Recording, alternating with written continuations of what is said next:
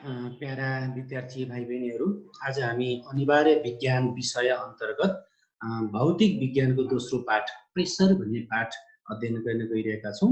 Pressure भनेको के हो त? प्रेसर भनेको चाहिँ युनिट एरियामा परपेन्डिकुलरली लाग्ने बललाई हामी प्रेसर भनेर भन्छौँ। The perpendicular force acting per unit area is called pressure. प्रेसरको एसआई युनिट पास्कल हो, अर्थात् न्यूटन पर मिटर स्क्वायर यसको एसआई युनिट हो। प्रेसरको कुरा गर्दाखेरि pressure P equals to F by A, अर्थात् पर युनिट एरियामा लाग्ने फोर्स। योसँग रिलेटेड हामीलाई एउटा रिजनेबल क्वेसन सोध्ने गर्छ, एरियासँग प्रेसरको कस्तो रिलेसन हुन्छ? जस्तै हात्तीले टेक्दाखेरि चाहिँ नपरेको नदुखेको ठाउँमा नपरेको चाहिँ त्यो प्रेसर एउटा चुच्चे खालको हिल स्यान्डल लगाएर कुल्च्यो भने बढी दुख्छ, किन होला? यो चाहिँ प्रेसर र एरियाको रिलेसनको कुरा हो। त्यस्तै कहिले काहीँ सोध्छ भने मोटर कारले भन्दा ट्र्याक्टरको चाहिँ पाङ्ग्रा किन वाइडर हुन्छ? त्यो पनि वाइडर भयो भने त्यसको सरफेस एरिया बढी हुन्छ र प्रेसर कम हुन्छ, त्यस कारणले हो। त्यस्तै गरेर धेरै धेरै सामान बोक्ने भेहिकलहरूमा किन चाहिँ धेरैवटा पाङ्ग्रा लगाएको हुन्छ? त्यहाँ पनि जति धेरै पाङ्ग्रा भयो त्यति सरफेस एरिया बढ्छ र सरफेस एरिया बढ्यो भने त्यसको प्रेसर कम गर्नलाई सहयोग गर्छ। यो हिसाबले हामीलाई रिजनेबल क्वेसन पनि सोधेको हुन्छ। अर्को यसमा हामीलाई सोध्ने क्वेसन भनेको चाहिँ यो लिक्विडको प्रेसर के कुरामा रिलेटेड हुन्छ? लिक्विडले दिने प्रेसर पी चाहिँ डी जी एच। डी भनेको डेन्सिटी अफ लिक्विड, जी भनेको एक्सेलरेसन ड्यू टु ग्रेभिटी र एच भनेको डेप्थ अर्थात् गहिराई, हाइट पनि भन्छौँ, त्योसँग रिलेटेड हुन्छ। अब डी र जी त लगभग कन्स्टेन्ट हुन्छ। अब एच चाहिँ ठाउँ पछि फरक हुन्छ, जति गहिराई बढ्दै गयो त्यति लिक्विडको प्रेसर बढ्दै जान्छ। योसँग रिलेटेड क्वेसन के सोध्छ त? घरको माथिल्लो तलाको धारामा थापेको बाल्टी भन्दा तल्लो धारामा थापेको बाल्टी चाँडै भरिन्छ, हैन? अनि त्यो नहरको चाहिँ पिँधमा बाक्लो ढलान गरेर बनाउनु पर्छ, पानी भर्ने बकेटहरूको पिँध बाक्लो बनाउनु पर्छ। अनि त्यस्तै गरेर त्यो स्विमर डाइभर धेरै गहिराईमा समुद्रमा डाइभ गरेर जाँदा त्यसले स्पेसल टाइपको स्टिलको कस्ट्युम लगाउनु पर्छ। नदीमा, खोलामा, तालमा बाँध ड्याम लगाउनु पर्यो भने त्यसको बेस चाहिँ बढी बाक्लो बनाउनु पर्छ, किन होला? यस्तो खालको प्रश्न सोधेको हुन्छ। त्यो डेप्थ बढ्दै गयो भने, गहिराई बढ्दै गयो भने लिक्विडको प्रेसर पनि बढ्छ र त्यो प्रेसरलाई थाम्नुको निम्ति त्यहाँ बलियो बनाउनु पर्ने हुन्छ। अब चाहिँ हाम्रो यो पाठमा चाहिँ पास्कलको नियमको बारेमा सोधेको हुन्छ। पास्कलको नियमले के छ भने, के भन्छ भने pressure is equally transferred to all direction perpendicularly if a pressure is applied on a closed container containing liquid. कुनै एउटा भाँडोमा राखेको तरल पदार्थ, त्यो भाँडो चाहिँ बन्द हुनुपर्छ। त्यो बन्द गरेर राखेको भाँडोमा राखेको तरल पदार्थमा कुनै एउटा बिन्दुमा चाप दियो भने त्यो चाप चारैतिर बराबर लम्ब भएर प्रसारित हुन्छ भनेर चाहिँ पास्कलको लले। यसरी पास्कलको ल चारैतिर बराबर प्रसारित हुन्छ भनेको कुनै क्लोज कन्टेनरमा राखेको एबिसिडी सबै पोइन्टहरूमा इक्वल प्रेसर क्रिएट हुन्छ। त्यो भनेको P1 equals to P2, P2 equals to P3, P3 equals to P4 हुन्छ। त्यसैलाई हामी पास्कलको ललाई म्याथमेटिकल्ली अर्को के पनि भन्न सक्छौँ भने F1 by A1 equals to F2 by A2, F2 by A2 equals to F3 by A3, F3 by A3 equals to F4 by A4। हामी यसरी चाहिँ यसलाई विश्लेषण गर्न सक्छौँ। र पास्कलको लमा बेस भएर राखेको चाहिँ डिभाइसहरू अथवा इन्स्ट्रुमेन्टहरू हामी डेली लाइफमा युज गर्छौँ। हाइड्रोलिक सिस्टमका इन्स्ट्रुमेन्टहरू जस्तै हाइड्रोलिक लिफ्ट युज गर्छौँ, हाइड्रोलिक प्रेस युज गर्छौँ, हाइड्रोलिक ब्रेक युज गर्छौँ। र त्यो हाइड्रोलिक सिस्टमलाई अथवा हाइड्रोलिक लिफ्टलाई चाहिँ हामी फोर्स मल्टिप्लायर भनेर पनि भन्ने गरेका छौँ। यसमा सानो पिस्टनमा थोरै इफोर्ट लगाएर निकालेको प्रेसर, निकालेको चाप त्यो चाहिँ ठुलो एरियामा जाँदाखेरि मल्टिप्लाई भएर जाने। किन मल्टिप्लाई हुन्छ भनेर पनि प्रश्न सोध्ने गरेको छ। मल्टिप्लाई हुनको मुख्य दुईटा कारण छन्। एउटा त क्लोज कन्टेनरमा राखेको लिक्विडको चाहिँ जुनसुकै पोइन्टमा पनि प्रेसर इक्वली डिस्ट्रिब्युसन हुन्छ, इक्वली ट्रान्समिटेड हुन्छ, एउटा कारण यो हो। र अर्को कारण के हो भने यो लिक्विडलाई, त्यो क्लोज कन्टेनर भित्र राखेको लिक्विडलाई हामी प्रेसर लगाएर बेसरी खान्न सक्दैनौँ। Liquid has definite volume, it cannot be compressed, it cannot be decreased। त्यो एउटा चाहिँ अर्को कारण हो। हामी अब एकैछिन यो पास्कलको लमा आधारित भएको हाइड्रोलिक सिस्टमले कसरी फोर्सलाई मल्टिप्लाई गर्छ, कसरी इक्वली डिस्ट्रिब्युसन हुन्छ, कसरी लोड उठाउँछ भन्ने बारेमा एकैछिन एउटा भिडियो हेरेर इन्जोय गरौँ। Pascal's law, but you should also know that application of this simple law is enormous. You must have heard the term hydraulics. Hydraulic machines are machinery and tools that use liquid fluid power to do simple work. According to Pascal's law, the pressure applied to an enclosed incompressible fluid is transmitted unchanged to every part of the fluid. Here, there is a model of simple hydraulics that uses the principle. It is a U-shaped tube which has two arms and they are closed by two leak-proof pistons. Now here, the two arms have different cross-section. One arm has much larger cross-section than the other. So here, we say A2 is greater than A1, where A2 and A1 are the cross-sections of the two arms of the U-shaped tube. Now, when we apply force which is equal to F1 to left piston, then it will create pressure which is equal to F1 divided by A1. As we know, pressure is equal to force by area. Now, the cross section of A1 is small. So, we can generate greater amount of pressure easily by applying a moderate amount of force. Now, this pressure will transmit equally throughout the fluid and reach the larger tube. Now, here in the larger piston, the pressure would be F1 by A1. So, the total force working on the larger piston would be F2, and force as we know is pressure multiplied by total area. Here, pressure is equal to F1 divided by A1 and area is equal to A2. So, what is F2? F2 is equal to force divided by area. So, this becomes equal to F1 divided by A1 multiplied by A2. Now, in case you have not noticed, the upward force applied on the second tube or the second piston is A2 times the force we applied on the smaller tube or the piston. So we see force gets multiplied many times. Thus, we can generate enough push to lift a heavy car by applying a much smaller downward push in the smaller piston, that is in the left arm. Thus, hydraulics is used to generate huge force by applying much smaller force in many heavy vehicles like bulldozers, trucks, etc. Hydraulic brake is used in heavy vehicles. Hydraulic lifts is used to lift heavy objects. So we see a simple rule can have such huge applications in real life. That's all for now. Bye-bye. तपाईहरुले video हेरेर enjoy गरिसक्नु भएको छ। यसमा धेरै कुराहरु छर्लङ्ग पारी बुझिसकिएको छ। अर्को हामीलाई यो पाठमा सोध्ने चाहिँ यो डेन्सिटीको कुरा चाहिँ सोध्छ। डेन्सिटी भनेको मास अपन भोल्युम, युनिट भोल्युममा हुने मासलाई डेन्सिटी भन्छ। र डेन्सिटीको युनिट चाहिँ एसआई युनिटमा केजी पर मिटर क्युब हो र सिजिएसमा चाहिँ ग्राम पर सेन्टिमिटर क्युब हो। रिलेटिभ डेन्सिटीको कुरा पनि यसमा आउने गर्छ। जुनसुकै सब्स्टान्सको अब्जेक्टको डेन्सिटीसँग प्योर वाटर एट 4 डिग्री सेल्सियसको वाटरको चाहिँ डेन्सिटीलाई हामी त्यसको रेशियोलाई हेर्यौं भने, त्यसको रेशियोलाई कम्पेरिजन गर्यौं भने त्यसलाई चाहिँ स्पेसिफिक ग्राभिटी अथवा स्पेसिफिक डेन्सिटी अथवा रिलेटिभ डेन्सिटी भन्ने गर्छौं। रिलेटिभ डेन्सिटीको कुनै पनि युनिट हुँदैन। र अर्को हामीलाई यसमा आउने भनेको अप थ्रस्टको कुरा आउँछ। कुनै एउटा अब्जेक्टलाई लिक्विडमा राखिदियो भने तपाईहरुलाई थाहा छ, तपाईहरुलाई ख्याल पाउनु भएको छ, कुनै एउटा ढुङ्गालाई पानीमा डुबाइदियो भने त्यसको वेट घट्छ, हामीलाई उचाल्न सजिलो हुन्छ।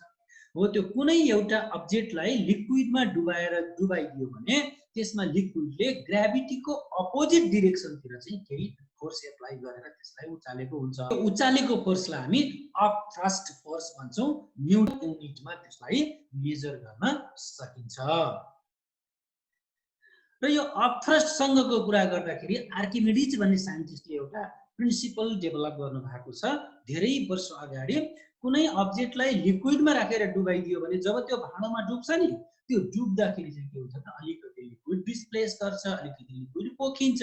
त्यो पोखिने बेलामा चाहिँ कति लिक्विड पोखिन्छ भन्ने बारेमा आर्किमिडिजको प्रिन्सिपलले यसलाई एक्सप्लेन गर्छ। त्यसले के भन्छ भने एयरमा जोकेको भन्दा लिक्विडमा राखेर जोक्दाखेरि केही वेट घट्छ, त्यो घटेको वेट चाहिँ त्यसको अपथ्रस्ट हो र त्यो जति वेट घट्छ, जति अपथ्रस्ट लाग्छ त्यतिकै एमाउन्टमा लिक्विड डिस्प्लेस गर्छ भनेर चाहिँ आर्किमिडिजको प्रिन्सिपलले भन्छ। When an object fully or partially immersed in liquid, the amount of displaced water is always equals to the amount of upthrust. यो चाहिँ आर्किमिडिजको प्रिन्सिपलले भन्छ। र त्यो अपथ्रस्ट केबाट पत्ता लगाउँछ भन्दा अपथ्रस्ट निकाल्ने एउटा फर्मुला छ, upthrust is equal to dgv। d भनेको डेन्सिटी अफ लिक्विड, g भनेको एक्सेलरेसन ड्यू टु ग्रेभिटी र v भनेको डिस्प्लेस वाटरको भोल्युम। त्यो भनेको डेन्सिटी बढी भयो भने, डेन्सिटी बढी भएको लिक्विडमा राख्दाखेरि अपथ्रस्ट बढी हुन्छ। तपाईहरुले क्लासमा एक्टिभिटी पनि गर्नु भएको छ, एउटा अन्डा एगलाई पानीमा राख्यो भने त्यो इमर्ज हुन्छ, डुब्छ, र नुन पानीमा राख्यो भने त्यो उत्रिन्छ। नुन पानीको अपथ्रस्ट बढी हुने भएको कारणले त्यस्तो भएको हो। त्यस्तै गरेर अर्को प्रश्न सोध्छ यसलाई, सिपले चाहिँ त्यो उसमा समुद्रमा भन्दा नदीतिर आउँदाखेरि भारी कम बोक्न सक्छ, अर्थात् यतापट्टि नदीतिर आउँदाखेरि त्यो चाहिँ अलि बढी डुब्दै डुब्दै जान्छ।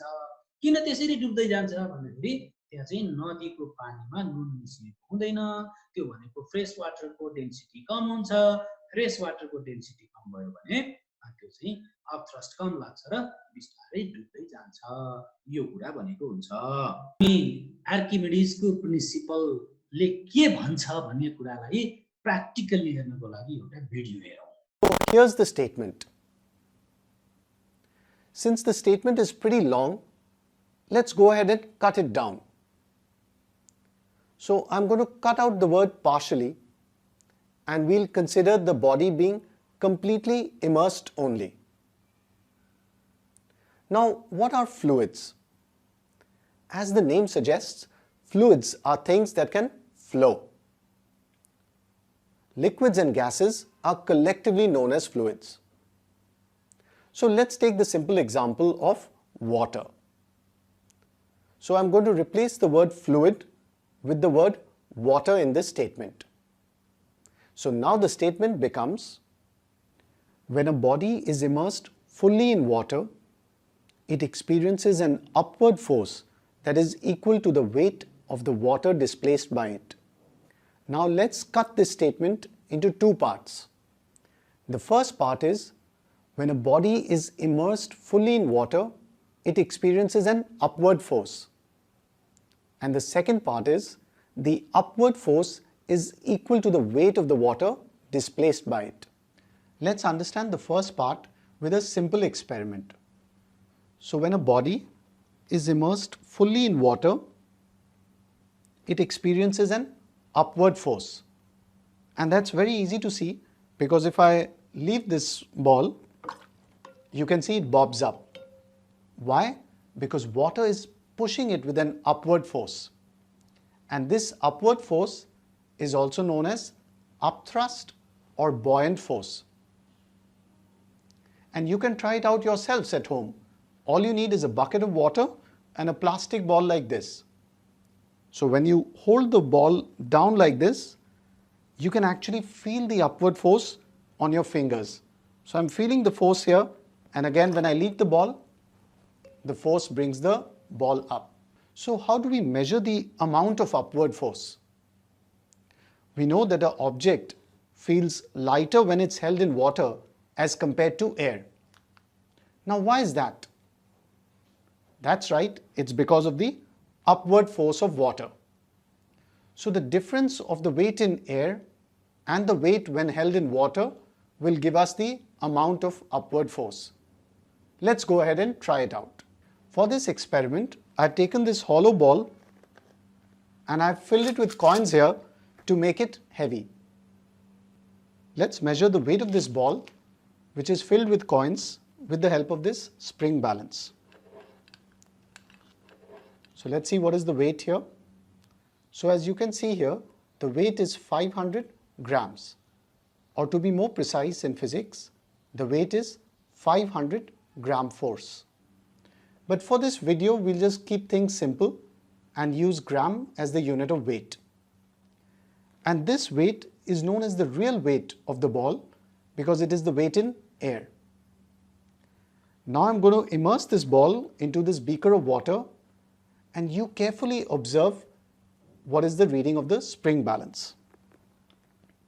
So I'm going to lower the ball here.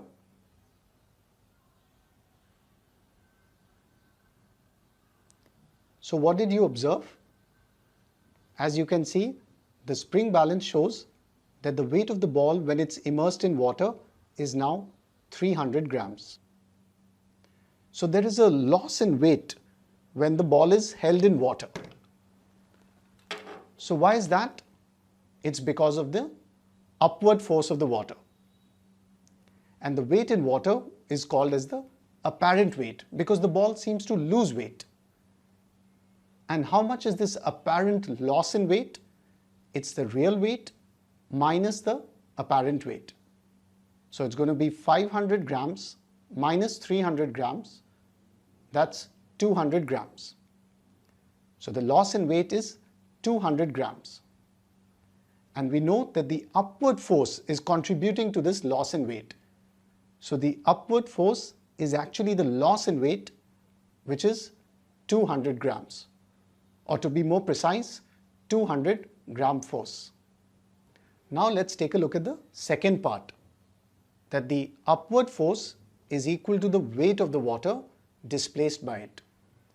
So I'm going to go ahead and tilt this larger beaker so that the displaced water goes into the smaller beaker. So let's try it one more time.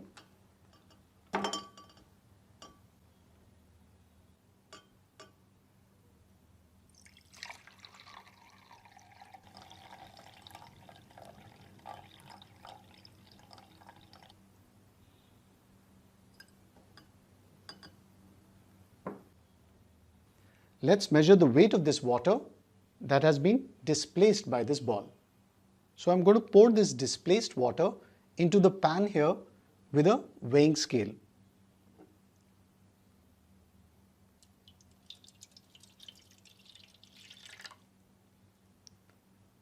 So what is the weight of the water? As you can see, it's 200 grams.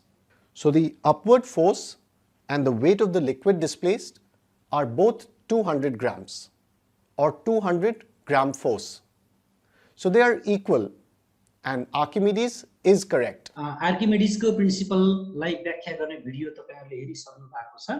त्यो लिक्विडमा कुनै अब्जेक्टलाई डुबाएर राख्दा त्यसले दिने upthrust र त्यहाँ displace भएको liquid बराबर हुन्छ भन्ने कुरा त आर्किमेडिसको प्रिन्सिपलले बोल्यो। अब त्यो अझै पहिला भन्दा अझ धेरै लिक्विड डिस्प्लेस गर्न सक्यो। अब के हुन्छ, अपथ्रस्ट अझ बढ्यो। अपथ्रस्ट अझ बढाउँदै बढाउँदै बढाउँदै यति धेरै अपथ्रस्ट बढ्यो कि त्यो अब्जेक्टको टोटल वेट जति थियो त्यति कम्प्लिटली अपथ्रस्ट लाग्यो भने त्यो कन्डिसनमा के हुन्छ अब्जेक्ट? त्यो कन्डिसनमा अब्जेक्ट चाहिँ टोटली फ्लोटिङ हुन्छ। If the body can displace liquid equals to its own weight, at that time the body float on liquid. यो चाहिँ ल अफ फ्लोटेसनले यो कुरा भन्छ। र यो ल अफ फ्लोटेसन यो उसको के रे ल अफ फ्लोटेसन र आर्किमेडिसको प्रिन्सिपल सँग रिलेटेड रहेर स्पेशली अझ आर्किमेडिसको प्रिन्सिपल भनौं त्यो पार्शियली इमर्ज हुने र पार्शियली फ्लोटिङ हुने भएको कारणले त्यो सँग आधारित भएर त्यसको प्रिन्सिपलमा रहेर चाहिँ यो हाइड्रोमिटर भन्ने इन्स्ट्रुमेन्ट बनाएको हुन्छ जसले लिक्विडको डेन्सिटीलाई मेजर गर्ने काम गर्छ। यो पाठबाट आउने क्वेशन यी भए। त्यस्तै गरेर अर्को एउटा प्रश्न यो ल अफ फ्लोटेसन सँग एउटा न्यूमेरिकल पनि सोध्ने गरेको छ। यो कुनै अब्जेक्टलाई लिक्विडमा राख्यो भने कति पार्ट्स डुब्छ, कति पार्ट्स उत्रन्छ भन्ने खालको क्वेशन चाहिँ राखेको पाइन्छ। त्यसमा चाहिँ भोल्युम, त्यो गिवन अब्जेक्टको भोल्युम हामीलाई पहिले गिवन हुन्छ, भोल्युम दिएको हुन्छ र त्यसको डेन्सिटी दिएको हुन्छ। त्यो डेन्सिटी र त्यो भोल्युमको रिलेसनबाट हामीले गिवन अब्जेक्टको मास निकाल्नु पर्छ। पर्छ ठाउँमा। र according to law of flotation त्यसले के भन्छ त, त्यो अब्जेक्टको मास जति छ त्यत्तिकै मास, त्यो अब्जेक्टको वेट जति छ त्यत्तिकै वेटमा लिक्विड डिस्प्लेस गर्न सक्छ। त्यसो हो भने डिस्प्लेस लिक्विडको मास पनि हामीले निकाल्न सक्यौँ। र डिस्प्लेस लिक्विडको डेन्सिटी पनि हामीलाई गिभन हुन्छ।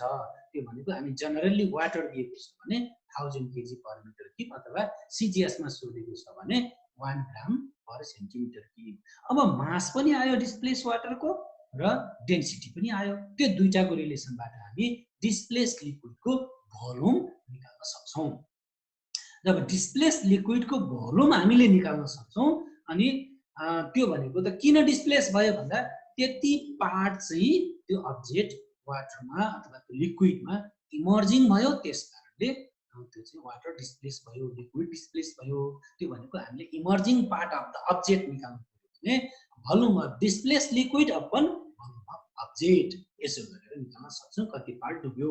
अब यहाँभन्दा पनि अगाडि गएर कति भाग उत्रियो भनेर सोध्यो भने त्यो बेला चाहिँ होल बडीलाई 1 मानेर 1 माइनस इमर्जिङ पार्ट गर्यो भने हामीले उत्रिने भागलाई पनि सजिलै निकाल्न सक्छौँ। यो खालको क्वेसन चाहिँ यो प्रेसर भन्ने पार्टबाट निकालेको हुन्छ। त्यसपछि हामी अगाडि बढ्दाखेरि यो एटमोस्फियरिक प्रेसर भनेर यो पार्टमा राखेको छ। त्यो भनेको हाम्रो एटमोस्फियरमा भएको एयरले प्रोड्युस गर्ने प्रेसरलाई हामी चाहिँ एटमोस्फियरिक प्रेसर भन्छौँ। एटमोस्फियरिक प्रेसरको चाहिँ युनिट एमएम या जी भन्छौँ र यसलाई मेजर गर्ने इन्स्ट्रुमेन्ट चाहिँ ब्यारोमिटर हो। ब्यारोमिटरले एटमोस्फियरिक प्रेसरलाई मेजर गर्न सक्छौँ र त्यो एटमोस्फियरिक प्रेसरको प्रिन्सिपलमा आधारित रहेर हामीले विभिन्न इन्स्ट्रुमेन्टहरू बनाएका हुन्छौँ। जस्तै सिरिन्ज, सुई लाउनु पर्यो, औषधि लोड गर्नु पर्यो, त्यो सिरिन्ज एटमोस्फियरिक प्रेसरको प्रिन्सिपलमा आधारित हुन्छ। त्यस्तै भकुण्डोमा, साइकलमा, मोटरसाइकलको ट्युबमा हावा हाल्ने चाहिँ पम्प, त्यो एयर पम्प भन्छौँ हामी, त्यो एयर पम्प पनि एटमोस्फियरिक प्रेसरले प्रिन्सिपलमा आधारित रहेर बनाएको हुन्छ। त्यो एयर पम्पले कसरी चाहिँ हावा हाल्न सक्छ अथवा एटमोस्फियरको प्रेसरको चाहिँ त्यसमा कस्तो रिलेसन हुन्छ त्यो बारेमा अब हामी एकैछिन यो भिडियोलाई वाच गरौँ।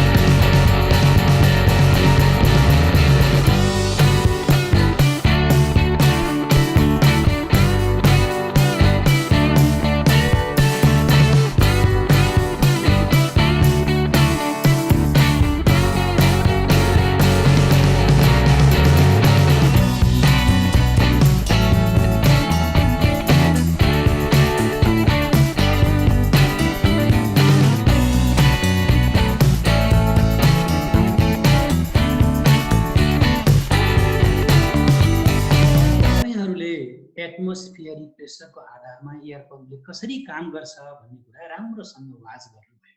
यसबाट धेरै कुरा क्लियर पनि भयो होला। त्यस्तै अर्को एउटा इन्स्ट्रुमेन्ट छ एटमोस्फियरिक प्रेसरकै आधारमा काम गर्ने वाटर पम्प। वाटर पम्प हामी पानी तान्नको लागि प्रयोग गर्छौँ, स्पेसली जमिन मुनिको पानी तान्नको लागि प्रयोग गर्छौँ। र वाटर पम्पले कसरी जमिन मुनिको पानीलाई सजिलै जमिनमाथि तान्दछ त्यो कुरा क्लियर गर्नको लागि एकचोटि वाटर पम्पले काम गर्ने प्रिन्सिपल, त्यसको चाहिँ काम गर्ने मेकानिजम कस्तो हुन्छ एकैछिन तपाईहरुले सँगै बसेर वाच गरौँ है त। A hand pump is a manually operated device used to pump water. Let's explore the insights of a hand pump and understand its working mechanism. A typical hand pump consists of a lever used as a handle. A piston rod connects the handle with a reciprocating piston. This piston is fitted with a non-return valve. Another non-return valve is fitted at the base of the cylinder. A pipe is connected to the cylinder, which is submerged in water. An outlet is fitted through which water flows out of the pump. The working mechanism of the pump is shown in the animation. When the handle is pushed downwards, the piston moves vertically upwards. During this cycle, the piston valve closes and the foot valve opens. This forms a vacuum below the piston valve. Then water is drawn upwards to fill the vacuum. Now the handle is pulled upwards. During this cycle, the piston valve opens and the water is drawn above the piston. Simultaneously, the foot valve closes and prevents water from returning back to the well. In the next cycle, the piston displaces the water through the outlet, as shown.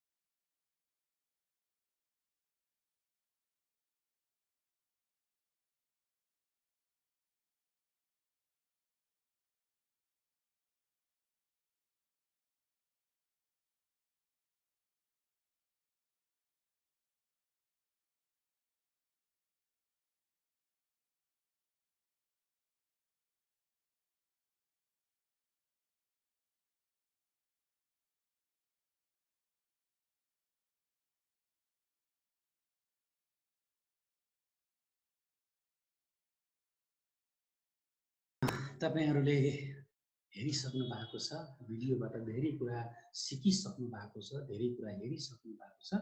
यो पानी तान्ने water पम्पले दुईटा मेकानिजमबाट काम गर्छ। एउटा हामी down stroke भन्छौँ, एउटा अप स्ट्रोक भन्छौँ। डाउन स्ट्रोक भनेको जब हामी त्यो वाटर पम्पको ह्यान्डललाई तलतिर थिचिरहेका हुन्छौँ, त्यो थिच्ने बेलामा चाहिँ के हुन्छ, त्यो दुईटा भल्भको बीचमा अलिकति बढी प्रेसर पर्छ।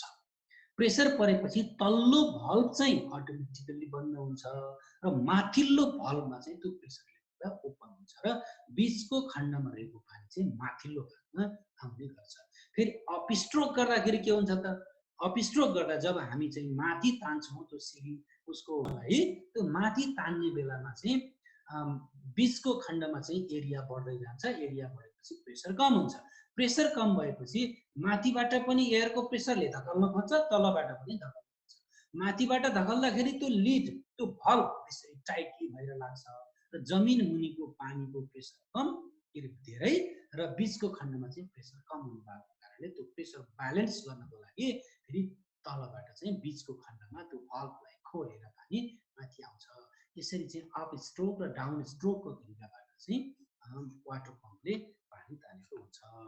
ल यसरी सामान्य हामी यो जनरल कन्सेप्टको रूपमा यो क्लासलाई लियौँ, सामान्य कुरा छलफल गऱ्यौँ। अब तपाईहरुको बीचमा कुनै जिज्ञासाहरू भए त्यो जिज्ञासालाई हामी समाधान गर्नेछौँ।